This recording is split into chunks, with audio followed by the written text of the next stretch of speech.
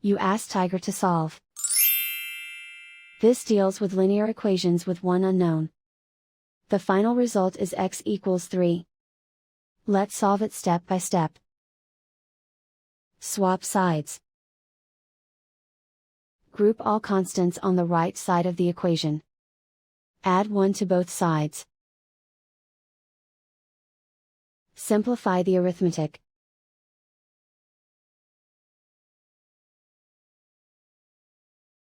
Isolate the x.